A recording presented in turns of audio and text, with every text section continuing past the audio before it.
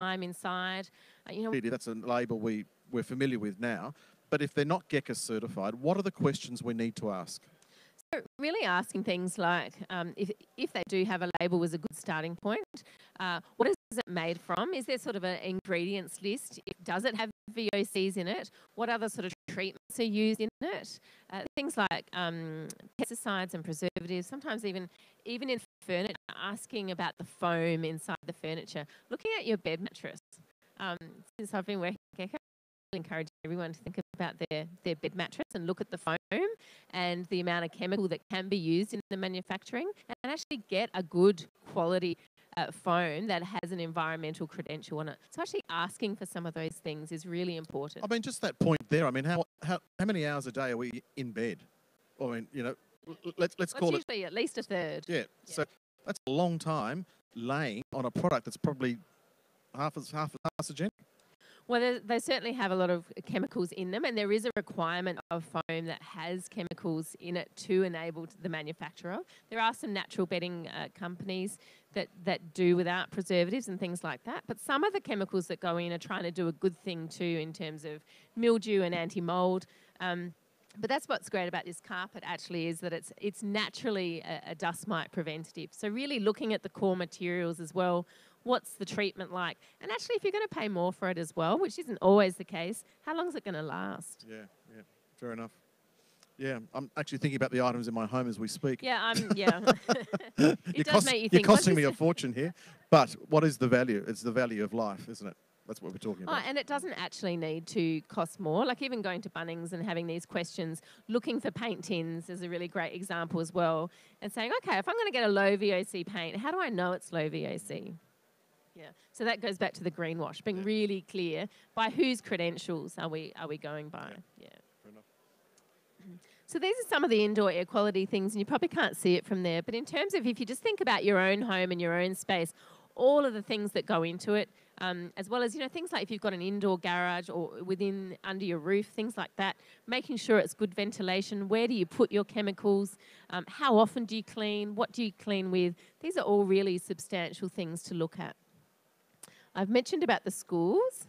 Other things you can do. So office place, where do you work? So we mentioned about sleep being about 8 hours. Well, actually, for some people, maybe sometimes even more. Sometimes it's 8 hours as well, or a third of our 24-hour period. So thinking about that, and we've had people in a world who was using GECA certified, and people have gone into these buildings now, pure gold well certified. There's a great example of that in Sydney. And people are 30% less sick. Their productivity goes up.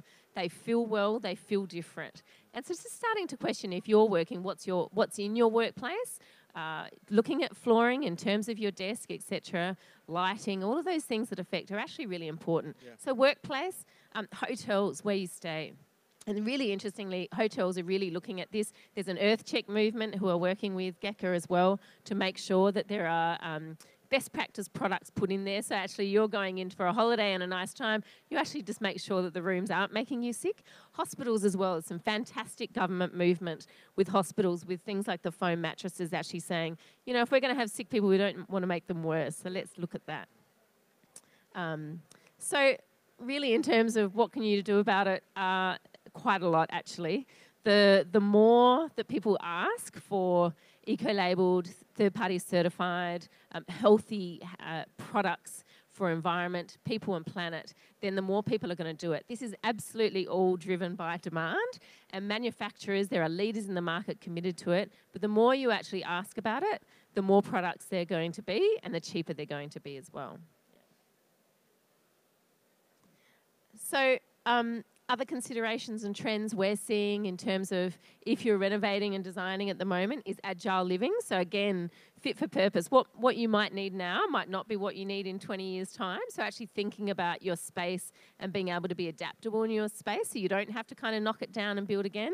Just in terms of 20 years of cement and concrete, let's build it well and let's build it once. And you can actually make the space work for lots of different phases of life. Size does matter. Do we really need really large houses? And this comes back to our sustainable consumption and production. What do we really need? And I really am passionate about the tiny house movement. I think you've got someone later speaking about that, so keep an eye out. This is my container home. I'm doing a container home on my farm. So looking at actually the agile growth of actually the next generation are really passionate about the tiny house movement and accessibility as well. Circular economy. What can you also recycle, upcycle, reuse? Collaborative economy as well. What can you share in your street rather than buying something? Actually working together. We've had some really great examples of people sharing stuff as well. Buying something really good the first time, but really using it all together in your street, and that actually being a positive story for your street as well. So other things to think about, cement and concrete. There's definitely GECA certified there. Great blending of cements going on that actually make the purpose of cement better. Timber, looking at FSC timber, where it's actually come from, what adhesives and sealants have been put on it, making sure it is low VOC, but it has a good functionality. Insulation, we've heard about that. You're going to hear more about insulation down the line. So yes, making sure it's environmentally friendly and good for human health is critical. Looking at electrical appliances and energy efficiency helps. Flooring, solar panels, lights, plasterboard. There's great GECA certified and asthma friendly panel boards. So that's actually also the people who install panel boards. In fact, I remember I was in a home show in Sydney.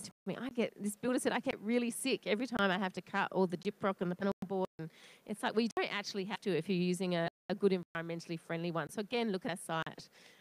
Handles and fittings, there's some great sustainable ones as well. Knowing actually about what they're coated with and what you're actually touching your hand with is actually, you can also get antimicrobial surfaces now for those too.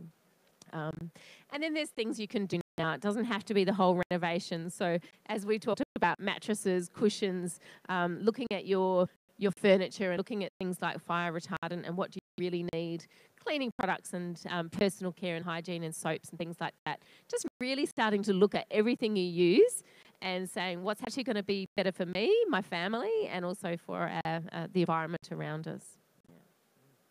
Good. Yeah. That's it from me, I think. Okay, great. Any questions for Kate? Any questions? No? Do you think, Kate, is industry becoming more responsible or is it having to be driven? It absolutely is, and there's a various myriad of reasons as to why. Some organisations I meet are absolutely committed to leadership and doing the right thing, and that's fantastic, and we love to be associated with them. There are also those who know that reputational risk and from an organisational perspective, that litigation is catching up with them and they need to do something about it. And that's also a good news story too. Yeah. Globally, there is a lot happening. So I know that we have a very global supply chain. But indeed, things like there's a new ISO standard, 20,400, which is all about sustainable procurement.